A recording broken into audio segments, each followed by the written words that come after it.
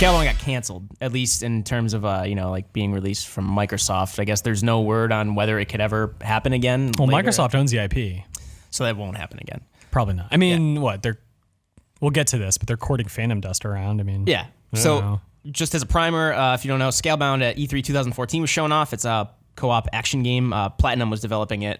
People who made Bayonetta, Metal Gear Rising: Revengeance, and they're working on Nier Automata right now, which I want to get into. But it's weird that at the Microsoft E3 2014 press conference, it was Project Spark, Phantom Dust Remake, Crackdown 3, and this game, Scalebound. Yeah.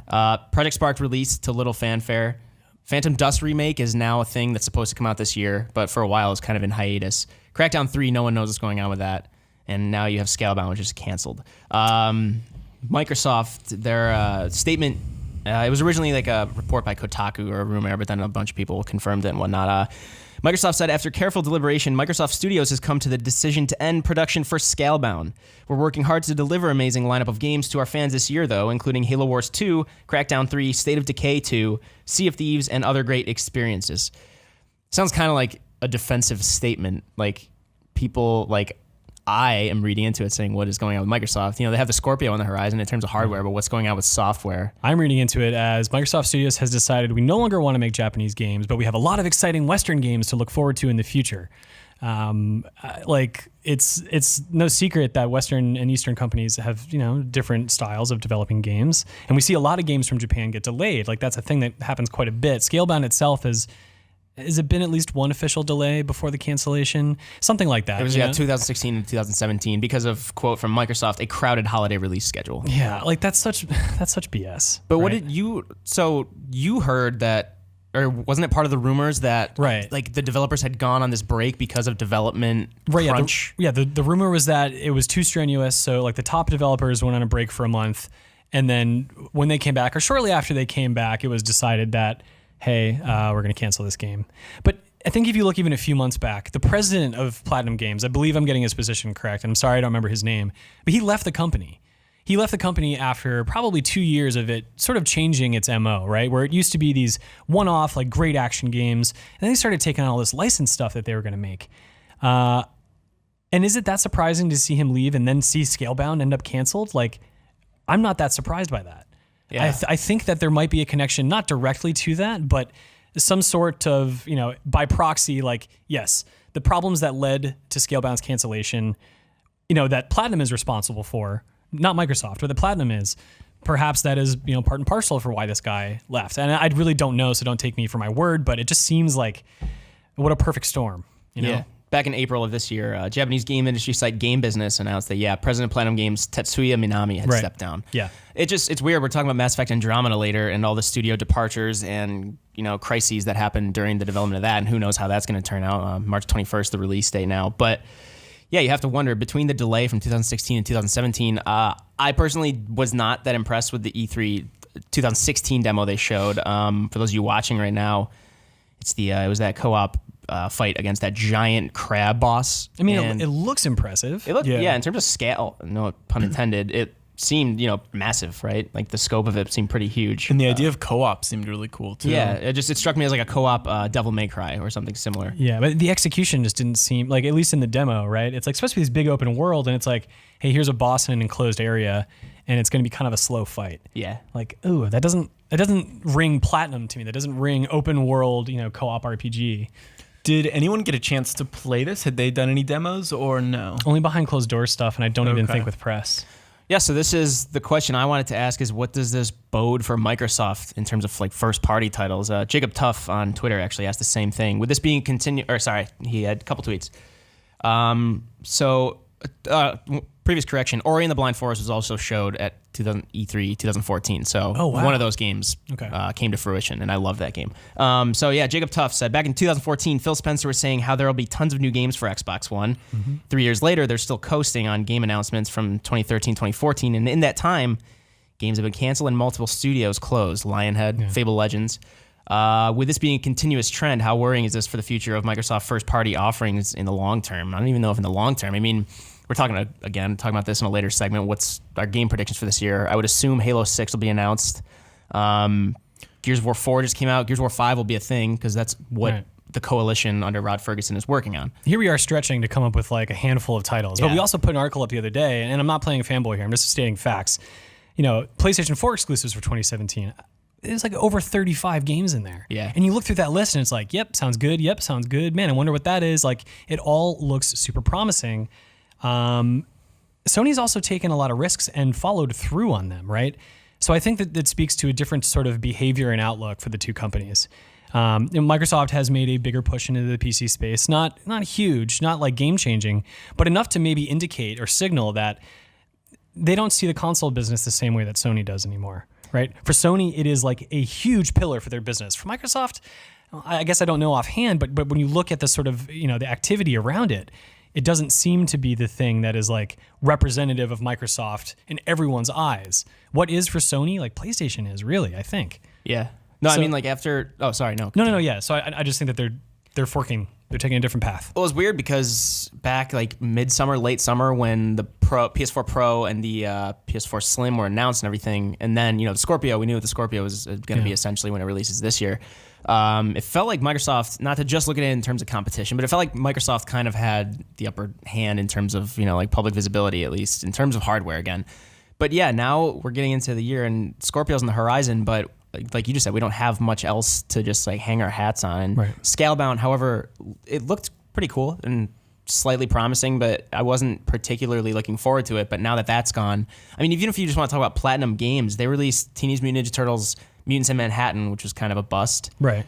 They also did they have Nier Automata coming up, and that's kind of the next upcoming title. They have two others in the works right now, or at least announced: Grand Blue Fantasy Project Relink and Lost Order.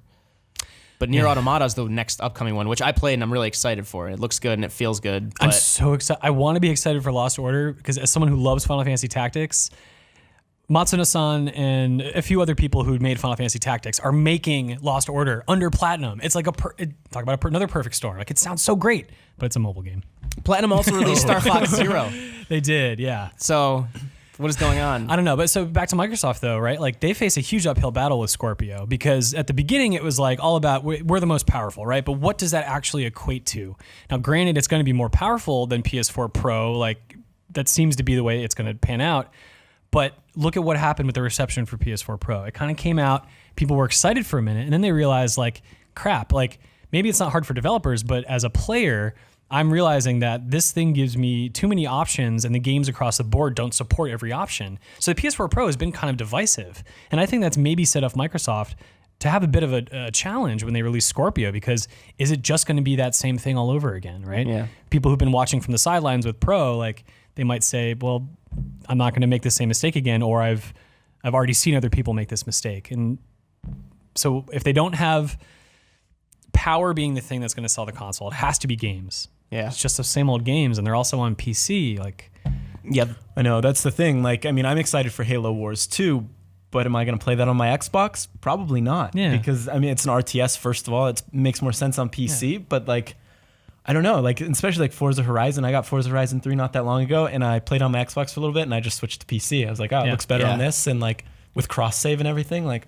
It'd be great to say, the Xbox would make an awesome extension for PC gaming, but I don't know that a lot of games that really thrive on PC could, work on a console. And there's already a lot of crossover. Like, when a game makes sense, it's multi-platform now, and it's on PC already. So Microsoft doesn't really have that advantage to look forward to or even plan for. The other two games they mentioned, State of Decay 2, which I'm excited for. That game that'll be great. I mean, that game sounds cool. Yeah. Like, the first one was great, but it was pretty technically flawed. Yeah. So hopefully this one they can iron out the issues with that. But it's not that massive of a game in terms like to just kind of peg your plan on like a Halo 6 or something. Which again, I think that'll be announced this year. And they need some of those first party titles. Gears of War 5, I don't know when we'll actually see anything on that. 4, we're still on the tail end of 4's release. But they also mentioned Sea of Thieves, Rare's game. Right. I've played it a few times. They only showed us bite-sized elements. It's a first-person like MMO, kind of cartoony art style with pirates. Yeah. And I don't see myself playing that for very long. Doesn't seem like a flagship title. It seems like a really cool idea, but like I feel like all the stuff they act out in demos and trailers, like I'll play online and people are just gonna be jerks. When is like, that supposed to come out? I think it's kind of soon. Yeah, because Halo Wars 2 is right around the corner next month. Yeah, it's like next month. State of Decay 2, I don't believe they've announced the actual specific date. Sea of Thieves will be. It just says 2017, but I think it's soonish. I don't know. I don't see anything. They should be saying by now. This late into development, if they're not putting a date on this year. Yeah, I don't see it. Weren't there rumors too that like something about Fable, like they might try to bring back Fable or something like that? Well, like Fable Legends was canceled, but then they were saying like maybe there's some way to revive it in a different form, but I don't think there's been official movement. And like with even Fable Legends, like I don't think anyone was that bummed that got canceled because it's not what people wanted with a Fable game. So I don't know. Like I think if they relaunch Fable into like an RPG like it was originally made, I think that could be something that people would be interested in. But I don't know. As a Crackdown fan, I would like Crackdown 3 to kind of see the light of day sometime this year. Which it sounds like in their statement they're saying it will, but who knows? Maybe will that be as late as an E3 announcement, and then they'll say, hey, it's releasing this fall, or would they do something sooner? I hope they would do something sooner. I think it would benefit them. Yeah. So they would have some sort of confidence going into the late summer and fall releases. I'm sure that game would be a good candidate to tie into Scorpio, because one of the things about that game, it's actually not related to the console, it's related to their servers, but that game has like real-time destructibility in incredible environments, which if they were able to say, "Hey, look what this can do," and we're playing it on Scorpio, even though it's being run off the cloud. Yeah. I could see that as being the right time for them to sort of be like, and here's this game. Yeah, I mean, it would benefit them to have like. It's not a brand new console, but it would still be like, having people like games to launch with the Scorpio would It's a statement. help a lot. I mean, the consoles are a statement, and Scorpio is a statement. It's just not like a new one. It's a revised one. Yeah. Yes. I mean, for all intents and purposes, right now, Xbox's future with the Xbox One is sort of cloudy, but hopefully in the coming months or the coming weeks, they actually figure things out or show us that they have figured things out, or I don't know. Remember when ReCore was supposed to be great? Yeah. It's a lot of promises and a lot of hope, but I don't know. What about Quantum Break? Oh no. Let's talk about Quantum Break, Peter. No, we shouldn't. I feel like I've already badmouthed Microsoft enough. Yeah, whatever. Anyway, we talked about the Scalebound cancellation with Platinum Games. They have Nier Automata coming up in a couple months' time. So what do you think about the Xbox One's future? Let us know whether you are a Sony fanboy, a PC fanboy, Xbox fanboy. I'm stoking the flames, and we need more comments on this Sega one. fanboy. Or a Sega fanboy, yeah. Let us know in the comments below what you think about the Xbox One's future.